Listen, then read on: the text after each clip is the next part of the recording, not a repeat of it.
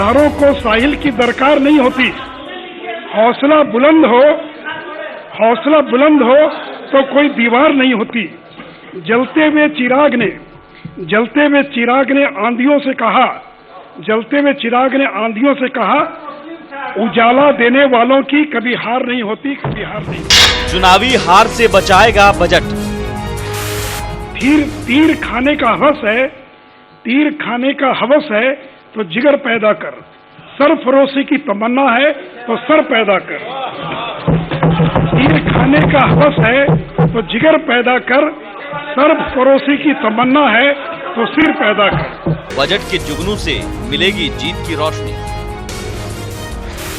टूटने लगे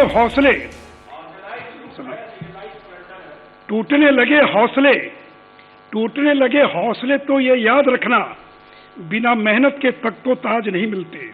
टूटने लगे हौसले तो ये याद रखना, बिना मेहनत के तख्तो ताज नहीं मिलते। ढूंढ लेते हैं अंधेरों में, अध्यक्ष महोदय, अरे सुनिए, ढूंढ लेते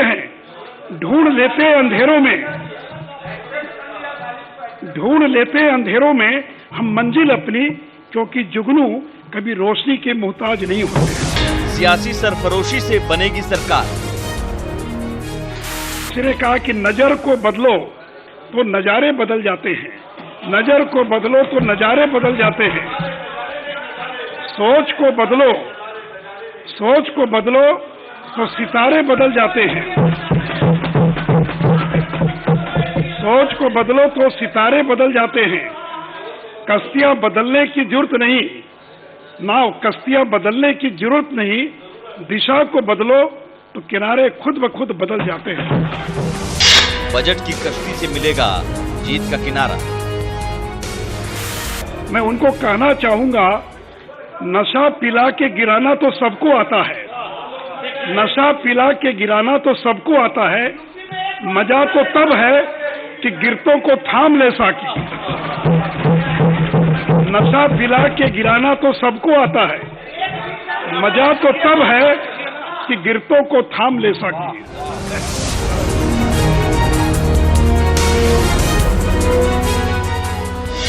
चुनाव में गिरने से थामेगा बजट। खग उड़ते रहना जीवन भर, मत डर प्रलय झकोरों से तू, बढ़ आगे बढ़ आशा हलकोरों से तू। क्षण में यह अरिदल मिट जाएगा तेरे पंखों से पिसकर। खग उड़ते रहना जीवन भर, खग उड़ते रहना। बजट से उड़ेगी सियासी पतंग। किसी ने कहा है, हिम्मत करने वालों की कभी हार नहीं होती, हिम्मत करने वालों की कभी हार नहीं होती। लहरों से डरकर नैया पार नहीं होती, नैया पार नहीं होती।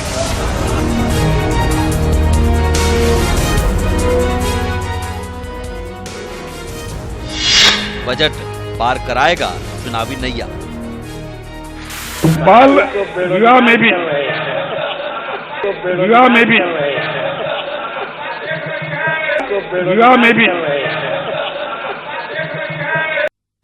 नमस्कार, स्वागत है आपका। आप देख रहे हैं प्राइम डिबेट। मैं हूं आपके साथ सुमित झा। आमतौर पर बजट में घोषणाएं होती हैं, लेकिन आज घोषणाओं के साथ साथ शेरो शायरी भी थी।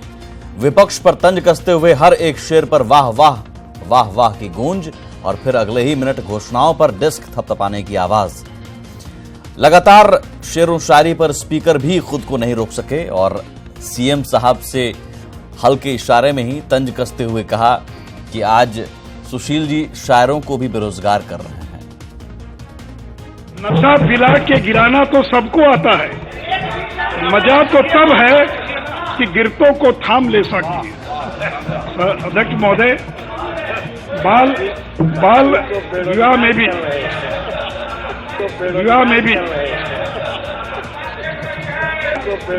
भी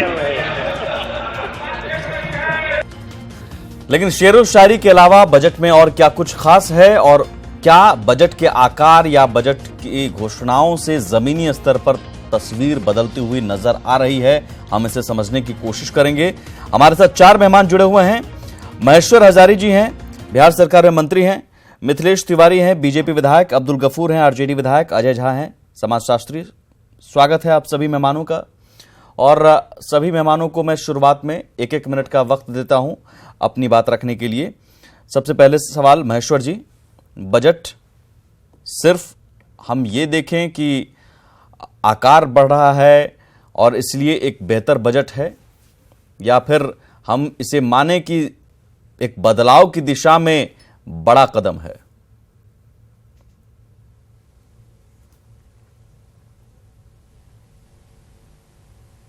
आवाज कदम महेश्वर जी, आवाज गया, आवाज आ रही है? सुमित जी, हाँ सुमित जी आवाज आ रही है।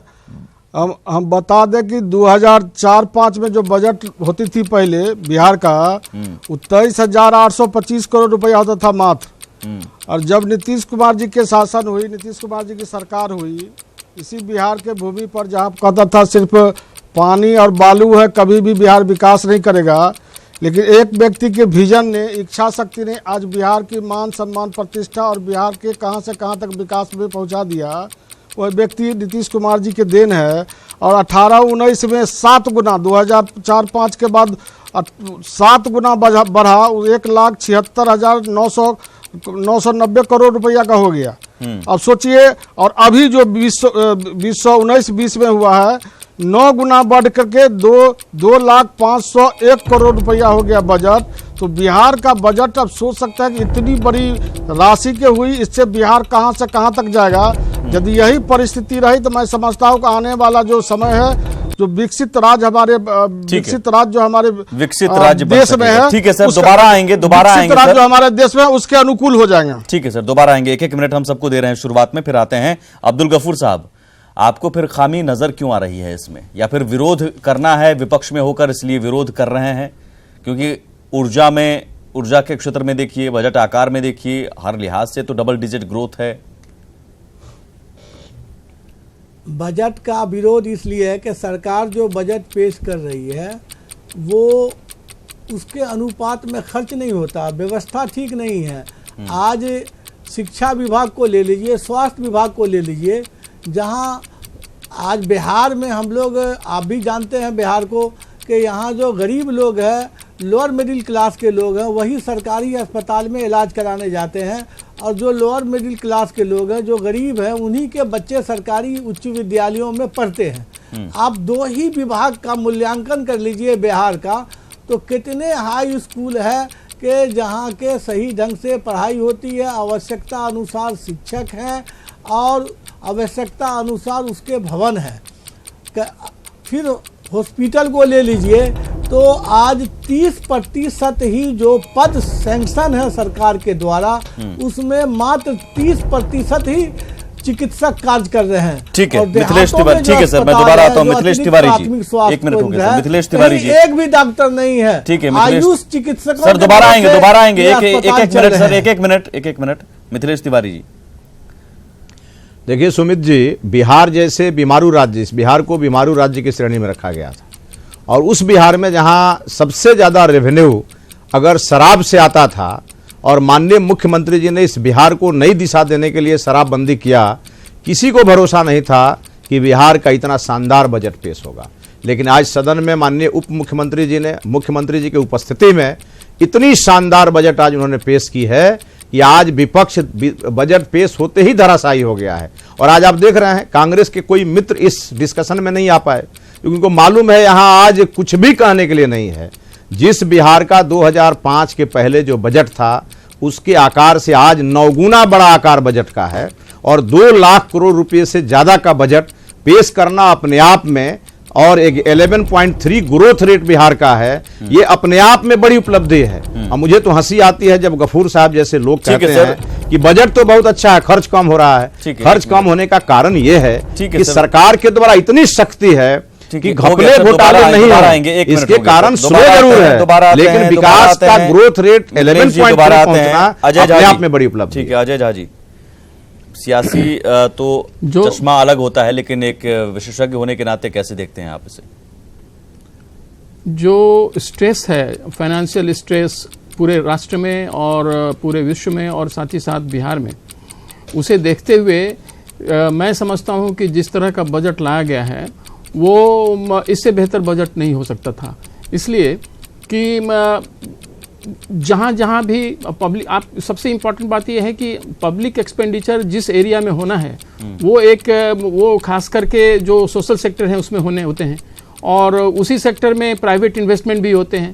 तो अब इतना बड़ा दायरा है समाज का, और इतने पॉपुलेशन हमारे यहाँ बिहार में है, 10 करोड़ से ऊपर की आबादी है, उसमें पब्लिक एक्सपेंडिचर के माध्यम से एजुकेशन को देखना, हेल्थ को देखना, या फिर इस तरह से और भी जो सामाजिक प्रतिबद्धता है उससे देखना, और उस पर जो राशि आप खर्च कर रहे हैं, आपके साधन जो सीमित हैं, ठीक है, उसके अंतर्गत आप कितना कर पाते हैं, यह महत्वपूर्ण है। ठीक है सर, चलिए डिबेट ओपन हम करते हैं और बारी बारी से अपनी अपनी बात रखेंगे। गुजारिश करते हुए महेश्वर जी, चूंकि शिक्षा का बजट सबसे ज्यादा बढ़ा है और पिछली बार भी शिक्षा पर ही सबसे ज्यादा खर्च करने को लेकर आवंटन किया गया था, सबसे पहले बात उसी की जाए और उसी के बहाने पूरे बजट का आकलन हो जाएगा।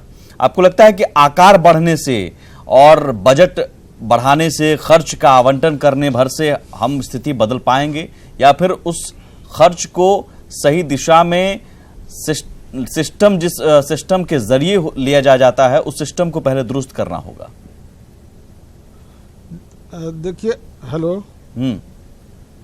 हाँ सुमित जी, मैं बताना चाहूँगा आपको, जो जब आदरणीय नेता नीतीश कुमार जी जब से राजपाट संभाले 2005 के बाद, तब से जितनी खास करके लड़कियों की जनसंख्या जिस स्तर पर स्कूल में बढ़ी, जिस तरह से छात्र छात्राएं के स्कूल में बढ़ी, अटेंडेंस बढ़ा उसको, और मैं समझता हूँ जो स्कूल का जो स्थिति थी जर्जर थी, जब गांव में सबसे खराब घर देखा जाता था वो कहता था स्कूल के भवन है, सरकारी भवन है, लेकिन आज गांव घर में जाइएगा तो जो सबसे अच्छा भवन रहता है वो स्कूल रहता है।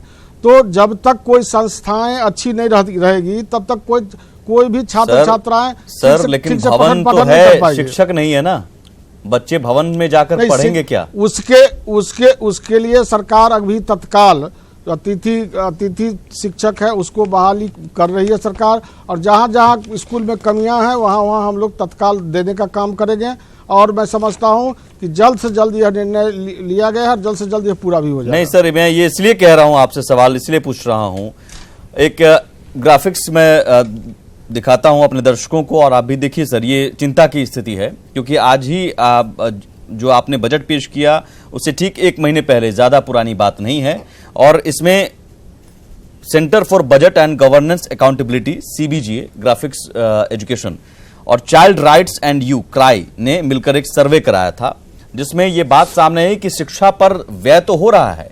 2014-15 से 2017-18 के बीच स्कूली शिक्षा पर खर्च 52% बढ़ा है, और इस बार 34,798 करोड़ खर्च होगा। पिछली बार भी 32,000 करोड़ से ज्यादा का खर्च का आवंटन किया गया था, 32,125 करोड़ का आवंटन। तो ये देखने में बड़ा अच्छा लगता है कि हम खर्च ज्यादा कर रहे हैं, लेकिन जब देखते हैं रिपोर्ट तो शिक्षक छात्र अनुपात, शिक्षकों की संख्या और ट्रेनिंग के मामले में बिहार की हालत खराब है। प्राथमिक स्तर पर 39% शिक्षक पेशेवर रूप से प्रशिक्षित नहीं हैं। माध्यमिक स्तर पर 35% शिक्षक पेशेवर रूप से प्रशिक्षित नहीं हैं। बजट का सबसे ज्यादा हिस्सा, इसमें 68% शिक्षकों के वेतन पर खर्च होता है। इसके पीछे एक वजह यह है, शिक्षकों के शिक्षा और प्रशिक्षण पर खर्च काफी कम है। माध्यमिक स्तर पर 58.1% स्कूलों में बिजली का कनेक्शन है। यह जरूर कहा गया है कि 10 सालों में राज्य के स्कूलों में बच्चों के नामांकन में काफी सुधार हुआ है, लेकिन अभी भी बड़ी संख्या में बच्चे आज भी स्कूल नहीं जाते हैं। 2015-16 से 2016-17 के बीच स्कूल छोड़ने वालों की संख्या में 9.5% की बढ़ोतरी हुई है। अभी भी 2 लाख से ज्यादा पद खाली हैं। सर, स्थिति यह है कि हम खर्च तो कर रहे हैं, 52% बढ़ा है पिछले 4-5 सालों में, लेकिन बच्चों को हम शिक्षित नहीं कर पा रहे हैं। महेश्वर जी, नहीं देखिए, शिक्षक की बहाली प्रक्रियाधीन है। तत्काल हम लोगों ने जो अतिथि शिक्षक का जो बहाल करने जा रहे हैं वो तत्काल के लिए उन लोगों को कर रहे हैं, लेकिन प्रक्रियाधीन है अभी बहाली। और स्वाभाविक बात है, शिक्षक की कमी है, इसमें 2 राय नहीं है, और हम लोग कबूल भी करते हैं। आज विधानसभा में इसका तारांकित प्रश्न भी आया था, क्वेश्चन भी आया था, उसमें सरकार जवाब भी दिए यही। और जो समस्या है इसको बिहार सरकार तत्परता से ली है और इसको जल्द से जल्द सॉल्व कर ली जाएगी, चूंकि हम लोगों ने जिस तरह से जो हम लोगों का राजपाट मिला था 2005 के पहले बिहार क्या थी, हम लोगों को सुधारने में, संभालने में उसको बहुत कठिनाई हुई है। भवन नाम का कोई चीज़ नहीं था जहाँ पर बच्चे पढ़ाए जाते, पेड़ के नज़दीक पढ़ाए जाते थे। हम लोग बहुत सुधार किए हैं और यह भी जल्द से जल्द सुधार हो जाएगी और सब जगह शिक्षक की बहाली होगी और सब जगह शिक्षक पहुंच जाएगा। जो भी कमियां हैं उसको हम लोग दूर करेंगे जल्द से जल्द। एक बड़ी वजह आप बता रहे हैं कि नींव आपको कमजोर मिली थी, है ना अब्दुल गफूर साहब? सच्चाई बात है। आपने जब नींव कमजोर थी जब तो बनाने में वक्त इनको लगेगा। कमजोर मिली तब उसी सरकारी स्कूल से पढ़ के लोग डॉक्टर, इंजीनियर और आईएएस और आईपीएस अफसर होते थे। पिछले 15 सालों का ये रिकॉर्ड बता दें माननीय मंत्री जी कि बिहार के किसी सरकारी स्कूल में पढ़ा हुआ लड़का या लड़की कोई डॉक्टर बना हो, कोई इंजीनियर बना हो, कोई आईएएस अफसर, आईपीएस अफसर बना हो, कोई आईआईटीएन हुआ हो, जो बड़ी नौकरियां हो, कोई बैंक की अच्छी नौकरी मिली हो। आज तो इन्होंने एक दिखावे का, जुमले का जो चला है प्रचलन, दिखावे का काम कर रहे हैं। आज पटना के खुद पटना महानगर में जितनी सरकारी विद्यालय हैं, प्राथमिक और मध्य विद्यालय, आपकी टीम खुद जाकर कल ही देख ले कि कितने बच्चे और कितनी बच्चियां वहां पढ़ रही है। जो महिला शिक्षिका है वो सूटर बुनने का काम करती है बैठ करके, यही उनका है, लाखों रुपया वेतन मिल रहा है। तो बजट का पैसे का दुरुपयोग कर रहा है।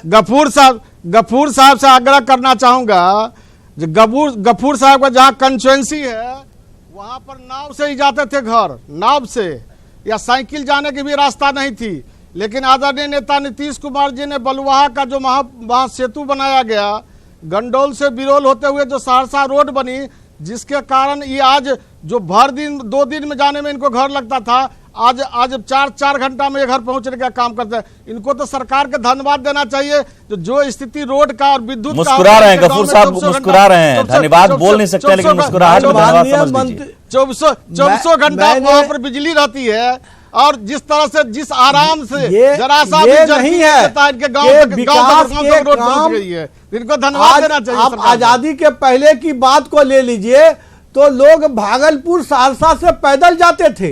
हालात आजादी के बाद बदले हैं। जो भी सरकारें आई है कुछ न कुछ काम करती रही है और आज काम हो रहा है। आपका आज काम हो रहा है ना अब्दुल गफूर साहब, नदियों आज काम हो रहा है ना। जो महासेतु बना पहले, गांधी सेतु, वो किस राज में बना? वो भी किसी के राज में बना था।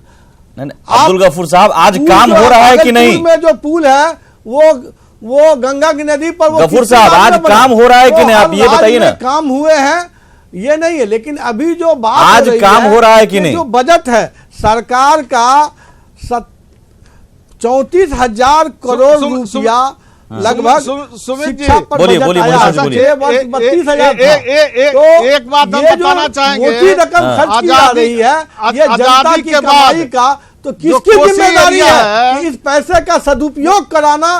किसकी जिम्मेदारी है? आप एक काम का बोलने दीजिए महेश्वर जी को बोलने दीजिए, जवाब दे रहे हैं वो, लेकिन जवाब दे रहे हैं वो। बलुआहा घाट से पुल होकर के गंडोल उच्च विद्यालय में आप जाइए तो 2 कमरे के भवन बने हुए हैं। जवाब दे रहे हैं। बलुआहा पुल पार होकर जाइए तो कुंदा हॉस्पिटल है। जवाब दे रहे हैं महेश्वर जी, जवाब दे रहे हैं, जवाब दे रहे हैं। सुन लीजिए गफूर साहब, आज कमियां हैं, कलेजा पर हाथ करके बताइए, ये बजट का सदुपयोग हो, मेरा ये विकास हुआ, आपने बढ़ाया है, हम भी उसका स्वागत करते हैं, लेकिन इसका सदुपयोग नहीं हो रहा है, से अभी इसका लूट हो रहा है, बंदरबांट हो रहा है। ये मेरा कहना भी सोच सकता था जो ये रोड बनेगा, पुलिया कोसी में बनेगा, जिस तरह से कुशेश्वर स्थान से फुलतोरा घाट 414 शिक्षा में जवाब दीजिए ना।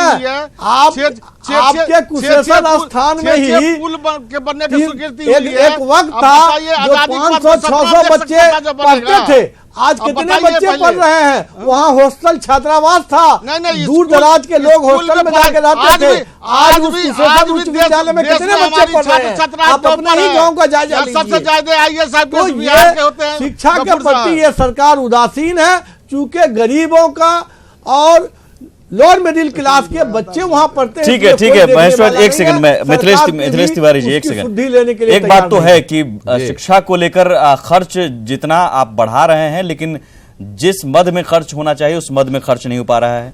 लेकिन बाकी चीजों की तरफ देखते हैं, सड़क या इंफ्रास्ट्रक्चर या सेवा क्षेत्र, तो खुशी होती है। फिर अगर हम कृषि की तरफ आते हैं, जहां 96% करीब लघु और सीमांत किसान है बिहार में, उस कृषि क्षेत्र का विकास दर हमें निराश करता है। डबल डिजिट की तो बात करते हैं, लेकिन उस डबल डिजिट में कृषि विकास दर का योगदान कम है।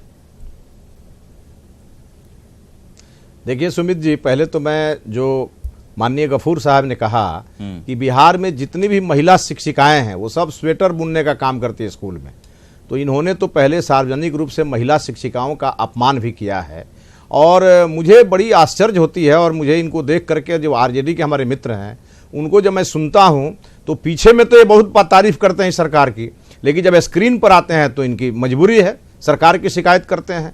इनको देख के तो मुझे वो गाना याद आता है कि और हमको लगता है कि इन लोगों को अच्छा भी लगेगा कि बोलिए सर, बोलिए बोलिए। मुझे लगता है आज शेरो शायरी का दौर चला है और स्पीकर साहब ने तो कह ही दिया कि शायरों को आज बेरोजगार कर देंगे। तो एक मेरा ये कहना है कि ये इनकी सरकार थी तो ये चरवाहा विद्यालय खोलते थे, हमारी सरकार आई तो हम मेडिकल कॉलेज खोल रहे हैं, सर वही तो सवाल है कि IIM का कॉलेज खोल रहे हैं बिहार में। मैं कृषि पर मैंने आपसे बिहार विकास की ओर बहुत तेजी से बढ़ रहा है और इसकी प्रशंसा सार्वजनिक रूप से इनको करनी चाहिए। कृषि लालटेन युग में बिहार को ले जाना चाहते थे, हम लोग LED युग में ले आए। ठीक है, अब विकास में जरूर सुमित जी मेरी बात पूरी कर लेने दीजिए। ये बात सही है कि हमको अभी और भी आगे जाना है और हम उसके प्रयास कर रहे हैं, उसी के लिए ये बजट है। ठीक है, तो सहयोग करें आरजेडी के लोग। ठीक है, अनावश्यक विरोध। अजय जी बहुत छोटा जवाब सर।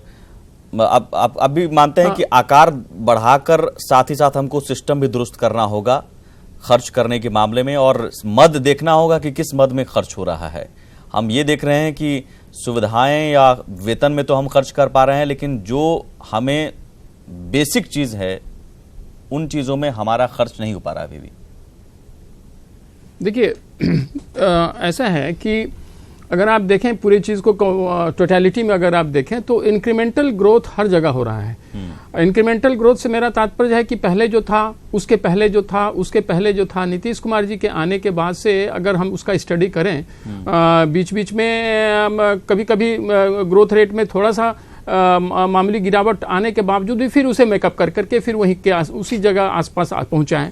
तो इंक्रीमेंटल ग्रोथ का अगर ट्रेंड है तो ये एक अच्छी बात है। इसलिए अच्छी बात है कि आप बराबर यानी हम सही दिशा पर हैं, सही रास्ते पर हैं, बिल्कुल सही दिशा पर हैं, ठीक है, बिल्कुल सही दिशा पर हैं। वो एजुकेशन का मसला हो, हेल्थ का मसला हो, इंडस्ट्री का मसला हो, कहीं भी हो, आप देखें इंक्रीमेंटल ग्रोथ बराबर होता चला। ठीक है सर महेश्वर जी, इसका हम रेवेन्यू सरप्लस हैं, हमारा ग्रोथ सही दिशा में है, भले ही कृषि विकास दर हमारी उस दिशा में नहीं बढ़ पा रही है डबल डिजिट के बावजूद। शिक्षा में हम भी अभी बेसिक एजुकेशन या गुणवत्तापूर्ण शिक्षा देने की चुनौती है। लेकिन क्या आज की स्थिति में रेवेन्यू सरप्लस होने के बाद आपको लगता है कि विशेष राज्य का दर्जा की जरूरत अब नहीं रह गई है, अब वो मांग छोड़ देनी चाहिए, कि अभी भी है और उससे और ज्यादा बढ़ेगा बिहार? सुमित जी, मैं एक बात बता दूं आपको, मैं अपने नेता नीतीश कुमार जी को धन्यवाद देना चाहता हूं कि जिस तरह से बिहार को उन्होंने संभालने का काम किया। बिहार में न कोई उद्योग है न धंधा है, सिर्फ पानी और बालू है। उस स्थिति में मैं बता दूं कि जिस स्थिति में हमारे देश में आंध्र प्रदेश है, हरियाणा है, राजस्थान है, पंजाब है, पश्चिम बंगाल है, केरल है, तमिलनाडु है, इस सभी लोग वेतन पेंशन के लिए भी बैंक से पैसा ले रहे हैं, रेवेन्यू डिफिसिट है इनका, और बैंक वेतन के लिए बैंक से लोन लेकर के वेतन देने का काम कर रहे हैं। लेकिन हमारा बिहार जहाँ कोई उद्योग नहीं है, कोई धंधा नहीं है, वक्त उसके बावजूद भी नीतीश कुमार जी और हमारे वित्त मंत्री आदरणीय सुशील कुमार मोदी जी, इन लोगों के तो हम ये वही मैं पूछ रहा हूं कि हम माने कि अब विशेष राज्य के दर्जा या की जरूरत अब नहीं रह गई है? नहीं, विशेष राज्य की दर्जा हमारी सरकार यहाँ भी है, वहां भी हमारी सरकार है, और सरकार भारत सरकार भी अभी हम लोगों का फेवर कर रही है, और भारत सरकार भी सब चीज देने का काम कर रही है। इसलिए हमारी मांग तो जो था वो है, अभी भी है और रहेगा ही, मिलेगा। इन लोगों का मेहनत, इन लोगों की मेहनत का मैं धन्यवाद देना चाहता हूँ। किस तरह से इन लोग, ठीक है सर, मिलेगा। पूरे भारत में GDP ग्रोथ भी हम लोगों का सबसे ज्यादा है, विकास के तेज गति, रोड पुल। ठीक है सर मिथिलेश जी, मांग है तो फिर मिल क्यों नहीं रहा है? विशेष राज्य का दर्जा दे दीजिएगा तो और बूम कर जाएगा जो ग्रोथ रेट है।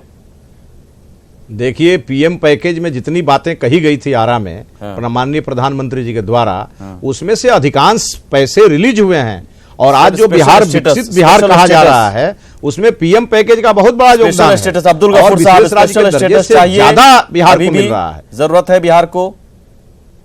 देखिए, बिहार को आज सदन में जी स्पेशल स्टेटस चाहिए। आपका प्रश्न अभी माननीय मंत्री महेश्वर बाबू ने कहा कि वहां भी हमारी सरकार है, वहां इनकी सरकार नहीं है। और सरकार ने जिस तरह से बिहार की मिलने वाली राशियों में कटौती किया भारत सरकार, वो खुद माननीय मुख्यमंत्री जी परेशान है। और सार्वजनिक तौर पर पटना में माननीय मुख्यमंत्री जी ने माननीय प्रधानमंत्री जी से हाथ जोड़ के कहा कि पटना विश्वविद्यालय को केंद्रीय विश्वविद्यालय बना दीजिए। और हम आपसे हाथ जोड़ के विनती करते हैं, बात सही बताइए, सही बात बताइए पूरी बात। तो इनका प्रधानमंत्री जी ने कहा था कि पटना यूनिवर्सिटी को और ऊपर ले जाइए, और देश के दूसरे भी यूनिवर्सिटी है, सरकार नहीं है, उन यूनिवर्सिटी पूरा होना जरूरी है। बहुत शुक्रिया महेश्वर जी, मिथिलेश जी, अब्दुल गफूर साहब, अजय जी, हमसे जुड़ने के लिए, प्राइम डिबेट में चर्चा करने के लिए। बजट को पढ़िए, आप भी समझिए क्या है इसमें आपके लिए और क्या और होना चाहिए। ये जरूर है कि अगर हम सही रास्ते पर हैं तो मंजिल मिल जाएगी। जरूरी है रास्ता सही होना चाहिए। नमस्कार।